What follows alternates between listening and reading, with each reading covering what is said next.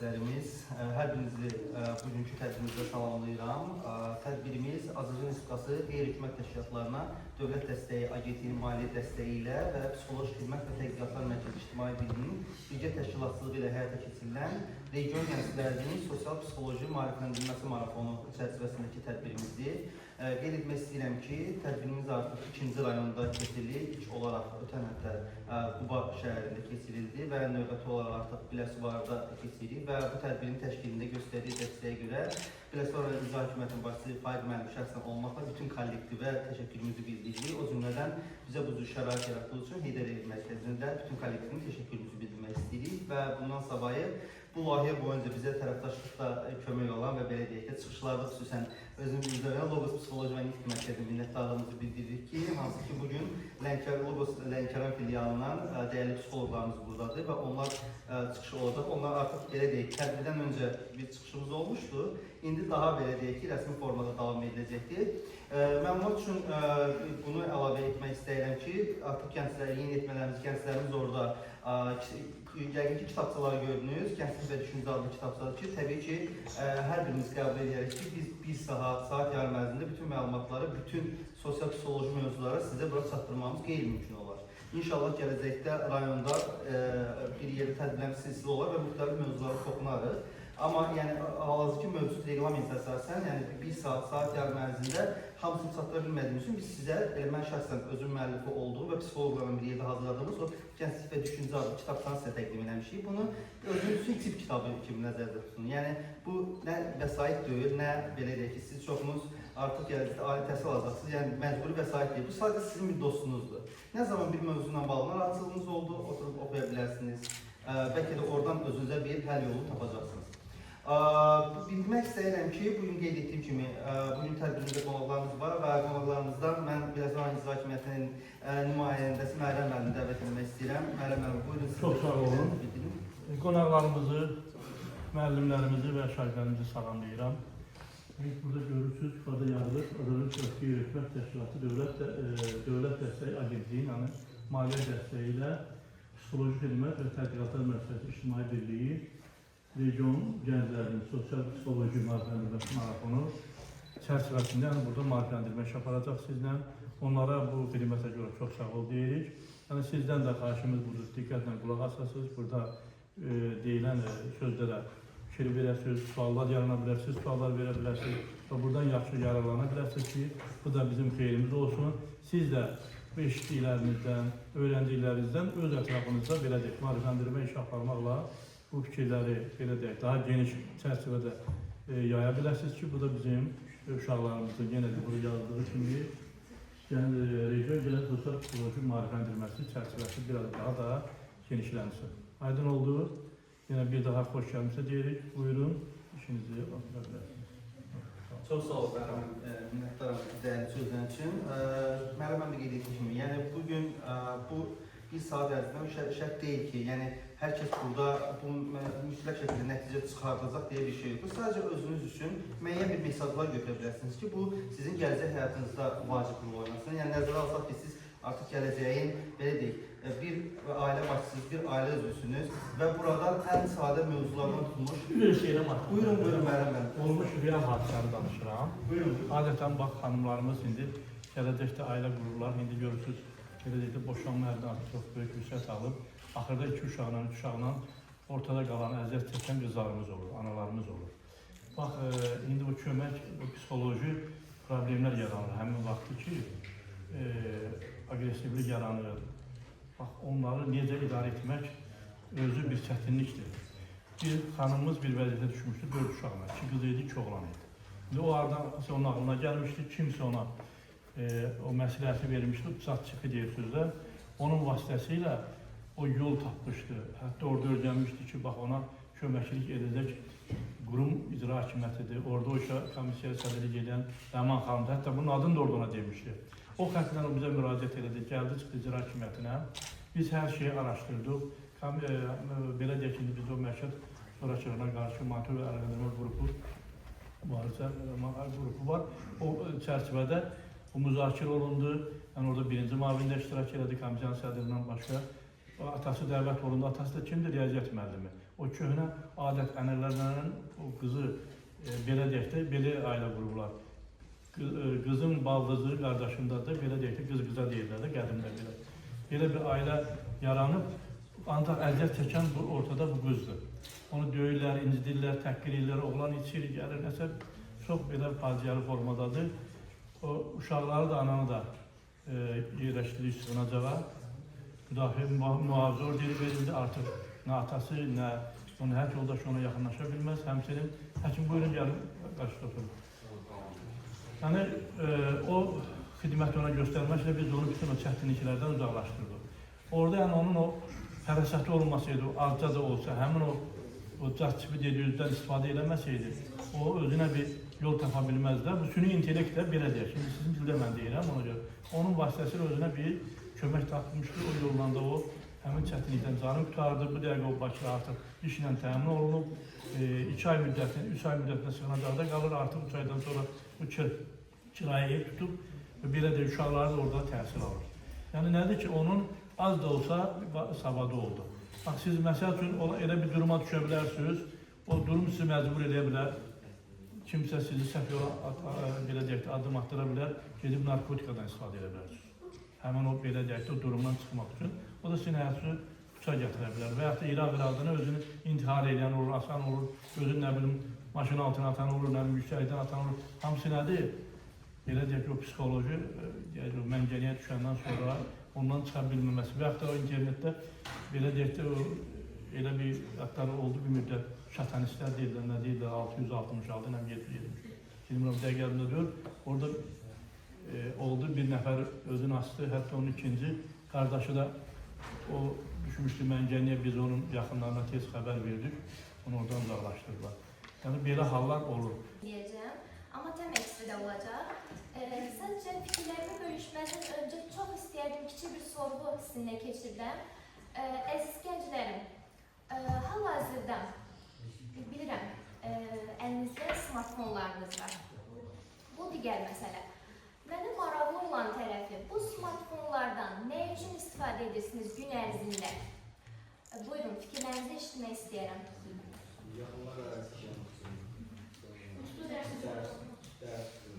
Çox gözəl. Başqa fikirlər olan? Əsas müəllimlərin atdığı sınavları yazmaq üçün istifadə olunur.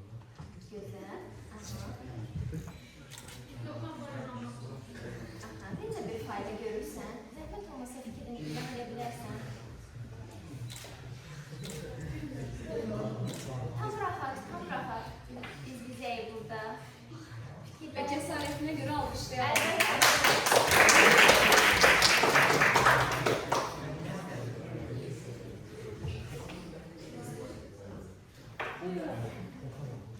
Orada ne var?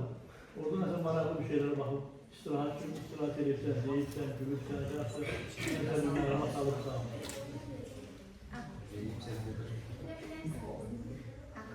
Davam edəyək, yaxşısı.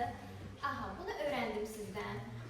Sadəcə bilirəm, siz gün ərzində tez-tez valideynlərinizdən bu sözləri əmin eşidirsiniz ki, telefonla çox oynama, telefonu əlindən düşmür, sosial şəbəkələrə çox daxil olursan ki, buna bənzər ifadələri eşidirsiniz, düzdür? Bəli, elədir. Aha, bəs biz valideynlərimizə aşılaya bilirikmi? Biz sosial şəbəkələrdən hansı fayda üçün istifadə edirik? Axı, siz mənə bildirdiniz, sınavlar üçün bildirənlər oldu, öz belə deyək, dərs materiallarını öyrənənlər üçün. Bunları aşılaya bilirsiniz valideynlərinizə.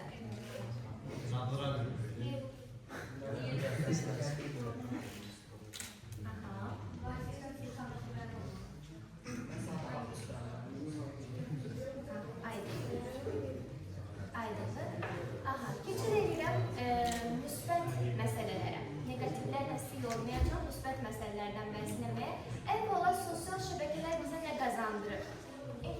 Sosial şəbəkələr bildiyimiz kimi texnologiyaların inkişafı günümüzün artıq hər sahəsinə nüfuz elədiyi təqdirdə sosial şəbəkələr də həyatımızın ayrılmaz hissəsinə çevrilir. Bunu danmırıq, düzdür? Aha, sosial şəbəkələr informasiya mübadiləsi rolu oynayır. Qayıdıraq bir keçmişə. Əvvəllər elə idimi hər hansı bir məlumat haqqında bir aydın olmayan mövzu haqqında nə edirdilər? Kitabxanalara üst tuturdular, saatlar çəkirdi, bəlkə də günlər çəkirdi. Amma artıq saniyələr içində smartfonu açırsınız, axtarış səhifələrinə daxil olursunuz, məlumatları əldə edirsiniz çox asan bir şəkildə. Bu müsbət tərəfidir, lap əla. Növbəti məsələ, uzaqda yaşayan dostlarınızla, tanışlarınızla birbaşa görüntülü əlaqələr qura bilirsiniz. Necə də əl çatandır. Bəli, belə deyək, məsafə artıq bizi uzaqlaşdırmır, birləşdirir sosial şəbəkə vasitəsilə. Növbəti məsələ, sosial şəbəkələr dəstək icmaları yaradır, yəni eyni maraqları olan qrupları bir araya toplayır. Bəs o zaman mən başlıqda vurğuladım, emosional təsirləri, psixoloji sağlamlığımıza nə kimi təsirləri var, hansı aspektdən biz bunu dəyərləndirəcəyik? Birincisi başlayıram, sosial şəbəkələrdən necə istifadə edirsiniz? Ümumiyyətlə, sosial şəbəkə istifadəsi var aramızda. Hansı platformadır? Instagram. Yəni ki, məzmun paylaşırsınız. Instagram dilində desək post. Sadəcə izləyirsiniz gündəlik real hadisələri, hər hansısa bir nə baş verir dünyada. Bunu nə üçün vurğulamaq istədim? Çünki bəzilər çox tez-tez rastlaşır bu hallarla ki, məzmun paylaşılır, post paylaşılır, Instagram dilində deyəcəm artıq. Bəyənmə sayına, izlənmə sayına görə şəxsi dəyərin göstəricisi kimi qəbul edir insanlar bunu. Bu dəfə mənə çox bəyənmə, çox izlənmə sayı gəldisə, deməli mən çox mükəmməl bir iş ortaya qoymuşam. Amma növbəti gün heç mənim qoyduğum məzmuna ümumiyyətlə baxış olunmayıbsa, deməli özümü aşağı qiymətləndirməliyəm. Deməli, biz artıq bunu dərk edirik ki, o izlənmə sayı, o baxış sayı bir dəyəri özündə hepsi ağaçsa, bəli, ifadə etmir. Biz bunu dərk edirik. Mən çox sevinirəm ki, siz bunları ifadə edirsiniz. Mən belə deyək, girişdə də bunu qeyd edirəm ki, mən gələcəyin parlaq simalarını görürəm burada. Ki, siz yaşınıza görə artıq bunları şuurlu şəkildə dərk edirsiniz. Növbəti məsələ sosial müqayisədir. Bu məni çox dərindən narahat edir ki, insanlar sosial şəbəkədə öz həyatlarını müqayisəyə qoyurlar. Amma bunu sizə vurğulayıram ki, dəfələrlə də bunu bildirirəm öz ətrafımda da. Sizin həyatlarınız müqayisəyə açıq bir mövzu heç vaxt ola bilməz və olmayacaq. Çünki hər bir insanın öz həyat yolu var, öz inkişaf yolu var, öz potensial var. Bugün sizin bacardığınızı mən bacarmaya bilərəm. Və yaxud da, yəni diqqətə çatdırmaq istədim, sizin bacarıqlarınız özünüzə xasdır, sizin potensialınız özünüzə xasdır. Siz belə güclüsünüz, siz belə gözəlsiniz, siz belə mükəmməlsiniz. Bunu dərk eləməyinizi istəyirəm. Sosial şəbəkədə hər bir şey gənclərini, siz yeni etmələrini, gecə bilirəm, aktiv şəkildə istifadə edənlər var aramızda, gecə saatlarında. Bəlkə də yoxdur, ola da bilər təbii ki. Amma mən yenə də öz təcrübəmdən çıxış edərək bunu bildirirəm. Maksimum gecə istifadəni azaldım. Gününüzə niyə gömrah başlamayasınız? Niyə yorğun əzgin halda başlayasınız ki? Siz bizim gələcəyimizsiniz. Növbəti məsələ, sosial bacarıqların əsasən üzərində olacaq. Müxtəlif tədqiqatlar da bunu göstərir ki, sosial belə deyək, media, sosial şəbəkələr insanlara qədər onlayn mühiti yaradır ki, artıq üz-üzə ünsiyyəti qura bilməyən insanlar görürəm. İki sözü bir cümlədə bir araya gətirə bilməyənləri görə bildim.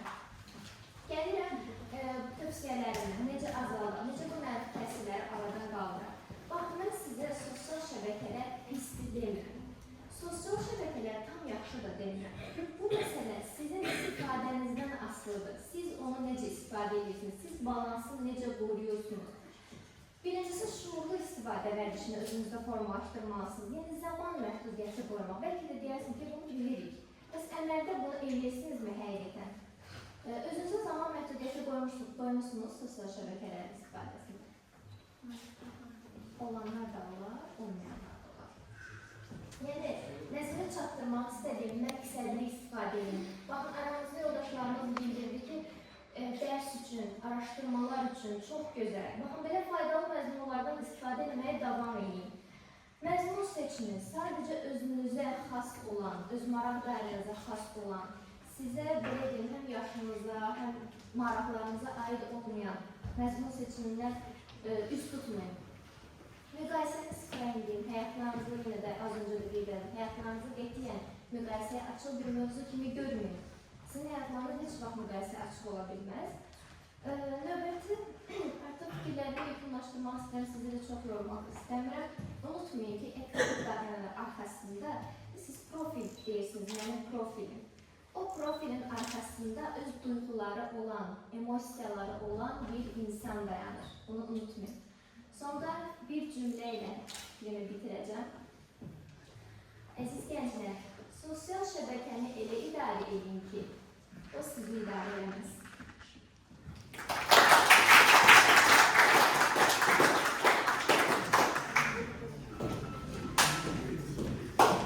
Teşekkür ederim Sınav Hanım. Birçok meselelere toplumumuz düzdür. Bugün artık günümüzün ayrılmaz bir hissəsidir. Sosyal medya, rəqəmsal texnologiyalar və qeyd etdiyiniz kimi həm də iştirakçılarla, dostlarımızla qeyd edildiyi kimi həm müsbətlərin bildirdilər, mənfilərin bildirir. Sosyal qardaşımız dedi TikTok'dan faydalanır, mən də şahsen TikTok'dan faydalanıram. Yəni sən tək deyilsin, narahat olma. Yəni bu o demək deyil ki, biz hər şeyi məhdudlaşmaq. Bir rəqəmsal texnologiyalar dövrüdür və iştirakçılar sual veriləndə maraqlı həqiqətə xoş oldu. Bir qardaş oradan dedi ki, YouTube'dan dərslərə baxıram, digər dedi ki, müəllimlər çox tapşırıqları göndərir. Yəni bu demək ki, biz ancaq sosial şəbəkə deyəndə mənfi şeylərin yadda qalmır bizdə. Müsbət oxumlarla, müsbət cavablarla, reaksiyalarla qalır və bu çox sevindirici haldır. Nəzərə alsaq ki, bir çoxumuz artıq bir neçə il sonra inşallah ki, artıq arkası məsələlərində də olanda artıq gözləyirsiniz ki, orada bir yolu keçmiş tələbə kimi demək istəyirəm ki, artıq bir çox şey artıq rəqəmsal texnologiyalar nasıl olacaqdır. Bugün misal üçün repetitor yanına gelirsiniz və hazırlaşırsınız. Bir neçə saat arasında orada gözləyirsiniz ki, vaxt özünüzdən asılı olmadan daha çox alır. Çünki artıq təhsil də rəqəmsallaşır. Yəni bu istər orta təhsil olsun, istər ali təhsil olsun ki, orada artıq gözləyirsiniz ki, bir çox universitetlər artıq hamısı rəqəmsal dərsliklərdir. PDF dediyimiz dərsliklərdən istifadə olunur.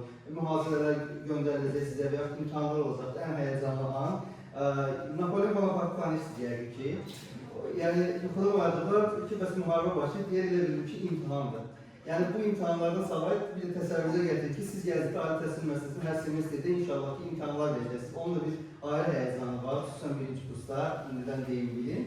Və inşallah ki, nəticələri xoş olacaqdır. Və deməyəm odur ki, yəni düşünməyin ki, bugün, bir də ən çox nüanslardan biri nə olur? Filankəs telefonun ümumiyyətlə istifadə eləmədi, 700 bal topladı, 650 bal topladı və artıq belə deyil, bir mit kimi formalaşıbdır. Yəni, mənim də tanıdığım filankəslər var ki, məndən çox məktəb vaxtı telefon istifadə ediblər, mən özüm də istifadə eləmişim, yalan deyə bilmərəm. Amma gəlib bir tənəcə 100 bal toplamışdır. Ən ali, belə deyil, təhsil müəssisələrinin birində təhsil alıb bitiribdir. Yəni, düşünməyin ki, sadəcə çalışın özünüzə düzgün, səmərəli vaxtı müəyyən edin. Misal olsun, özünüz üçün müəyyən edin ki, mən əgər sosial şəbəkədən istifadə edirəmsə, telefondan istifadə edirəmsə, 1 saat, 2 saat arasında yeməyin yediğimiz yerdə gözümüz qalır bilmirik, nə yeyirik, yəni nə qidalanır və yaxud yuxu adından yatmaq üçün qoyuruq yastığımızın altına, amma bir də görürük ki, 15 dəqiqədən sonra telefonda və Instagramdayıq, TikTokdayıq, YouTube'dayıq. Yəni, sağ olsun, bu sizin üçün həqiqətən əhəmiyyətli bir dövrüdür. Yəni, bir çoxunuzda da tədbirlər öncə danışanda gördük ki, yəni hazırlaşırsınız, məqsədləriniz var, məramlarınız var, hər birinizə mən uğurlar var görmək istəyirəm. Və digər, indi mən Günel xanımın onda xahiş edəcəm ki, bu mövzuda da olsun ki, bu gənclərin verəcək ən əsas məsələlərdən biri bu dövrdə o stres, həyəcan var ki, kənar təsirlərdir, bəzən misal üçün dostu daha yüksək qaldı, biraz onun yaşatdığı mənfi emosiyal tendensiyalar var. Mən istəyirəm, onları da bir toplansınız, ona görə mən sizi dəvət etmək istəyirəm. Günel xanım bizim Logos Lənkəran filialının baş psixologudur. Buyurun Günel xanım.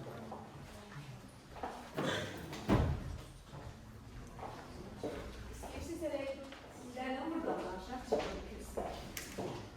Bir daha özümü tərcümə eləmək istəyirəm. Mən həkim psixiatr, öz yaşadığımız birisi nələrəsə sahibdir, ailəsi ona hansısa bir şəraitləri yaradır ki, görünən isim elə bir şəkildədir və biz o zaman müqayisə edirik və özümüzə qarşı bir, belə deyək də, özgüvənsizlikmi, narahatlıqmı formalaşır ki, bizdə nələrsə çatışmır. Ya ailəmiz olsun, ya bizim özümüzdə nələrsə çatışmır. Olurmu belə hallar? Mən sizinlə tanış olduğuma görə direkt mövzuya girdim. Olurmu belə hallar ki, məsələn, sosial şəbəkədə özünüzü müqayisə edəsiniz ki, filan kəsdə filan bir şey var, məndə niyə yoxdur? Xeyr. Olan başlarını yeləyənləri görürəm ki, müqayisə edirsiniz ki, bu belədir. Yaxşı, bir sual verim sizə. Sizin hər birinizin yəqin ki, gözü də var, burnu var, ağzı var. Biz hamımız görürük ki, hər şey yerindədir. Siz gəlin, danışan vaxtı vurğulayaraq, nöqtə qoyaraq, deyirsinizmi ki, mənim gözüm var, mənim burnum var, mənim börəklərim var. Deyirsinizmi? Niyə bilmirsiniz? Siz sahip olduklarınızın değerini ona göre ki Sahip olduklarımızın bəli, sizin sözünüzə qüvvət olaraq sahip olduklarımızın dəyərini itirdikdən sonra anlayırıq. Çünki biz gözümüzdə, qulağımızda görünən bizim var. Yəni bunu göstərməyə, inadən üstünə nöqtə qoyaraq vurğulamaya ehtiyac yoxdur. Gəlirik incə bir məqama. Sosial şəbəkələrdə olanların çoxsu olmayanları göstərənlərdir. Aydındır? Bir daha vurğulayıram. Sosial şəbəkələrdə reklam edilən həyatlar, göstərilənlər adətən olmayanlardır. Çünki əgər insan bir hala sahibdirsə, onu inadən vurğulamaq, onu təkrar göstərmək, başqalarına inad olsun deyə daha çox vurğulayaraq göstərməyə ehtiyac yoxdur. Düzdür? Lakin bizdə nə yoxdursa biz onu deyirik. Məsələn, fikir vermişsinizsə, hansısa bir yerlərdə, bir ortamda biz danışanda deyirik ki, bizi yeni tanıyan bir mühitdə biz özümüz haqqında yaxşı sözlər deyirik. Yaxşı özümüzü tanıtdırır, ən gözəl xüsusiyyətlərimizlə tanıtdırır özümüzü.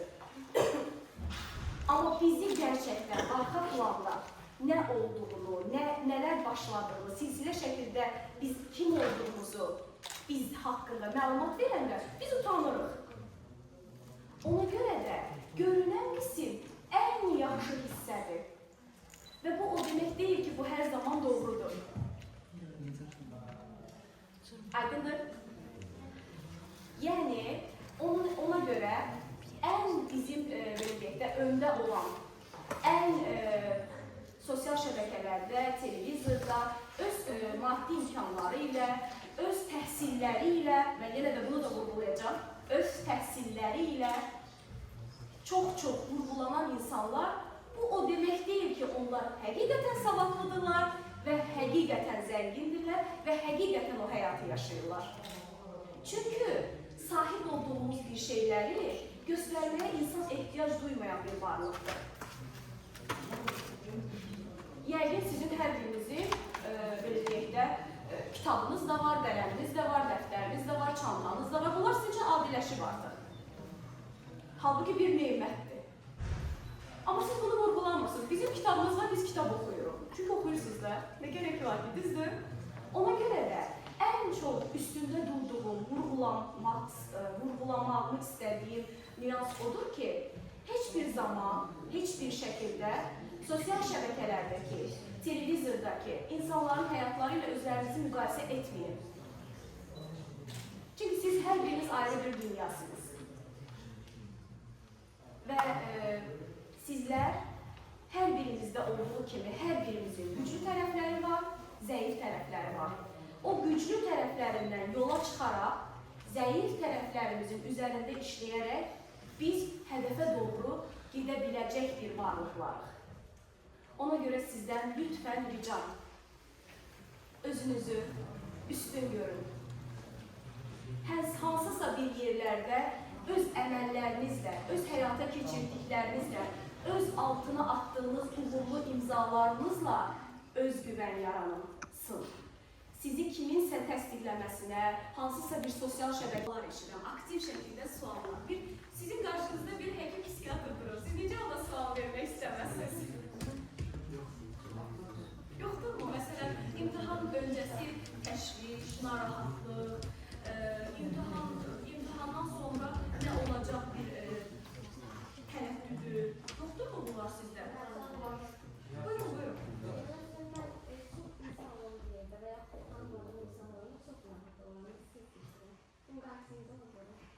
Çok güzel sualdır. Ümumiyyətlə insan, sağlam insanın, yəni sağlam insanın göstəricisi odur ki, adaptasiya olmaq bacarığı olsun, uyğunlaşma bacarığı olsun.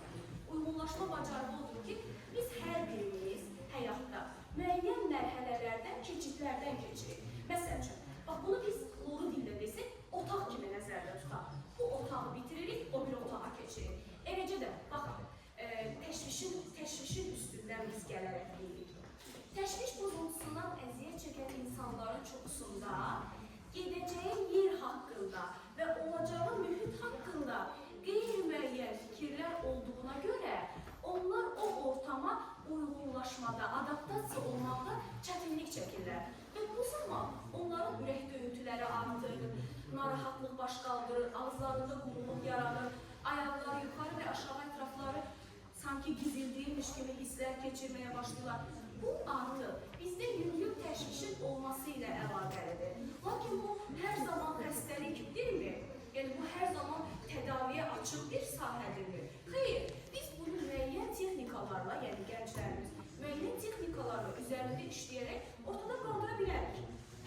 Məsəl üçün, bu texnikalardan birini deyək, bayaqları vurguladığım kimi, əgər bizim altyapıda uğurlu nəticələrimiz olursa, uğurlu işlərimiz olursa, artıq bir toplum içərisində biz danışanda və ya yeni bir yerə keçiddə biz artıq nə olacaq, uğursuzluq olacaq deyə deyil də, daha öncə mənim altda, təməldə uğurlu nəticələrim var deyə düşünürük. Ona görə gənclər, sizdən ən birincisi istəyim odur ki, çoxlu mütailə edin. Çoxlu nələrisə öyrənin, nələrinsə üzərində zaman sərf edin. Bu zaman sizin bir özgüvəniniz formalaşacaq. Və artıq deyəcəksiniz ki, mən hansı mühitə düşürəm, orada mən rahat bir şəkildə uyğunlaşacağam. Çünki bayaqları vurguladığım kimi sağlam insanın əsas, yəni orada meyyar, adaptasiya yetənəyinin olmasıdır, yəni uyğunlaşma. Məsəl üçün, siz 10-cu sinfi bitirirsiniz, bu qapıdan çıxıb 11-ci sinfin qapısına girirsiniz. 11-ci sinfi bitirirsiniz, universitetin qapısına girirsiniz. Yəni bu zaman hər bir mühit bizə çox belə adi gəlir. Getdim, 11-ci sinfi bitirdim, universitetə girdim. Əslində qalsa, bunu heç etməyən, həyatda başarmayan insanlar bunu bizdən tələb edirlər. Düzdür? Yəni, məsəl üçün, deyirlər, əşi nə var çıxış eləməyə, əşi nə var oxumağa. Bunu eşitmişsiniz yəqin ki. Çünki biz də, mən də sizin yolunuzdan gəlmişəm, o yoldan gəlmişik. Lakin bunun içərisinə düşüb, adaptasiya olmaq, o mərhələni uğurla başa vurmaq, bu sağlamlıq meyarıdır. Ona görə də, baxın, sağlamlıq sizlərin ən üzərində diqqətlə durulması gərəkən işiniz, birinci olaraq sağlamlığınıza diqqət eləməyiniz. Psixi sağlamlığınıza diqqət eləməyiniz. Psixi sağlamlığa diqqət edən zaman bunun içərisində nələr var? Bunun içərisində sosial şəbəkələr var, yuxu rejimi var, qidalanma rejimi var, sosial münasibətlər var. Yəni, bir çox hallar var ki, bunlara diqqət etmək. Daha sonra, əgər sağlam bir insan, bizim fiziki cəhətlərimiz sağlamdırsa, təbii ki, bizdə sağlam bir düşüncə də formalaşacaq.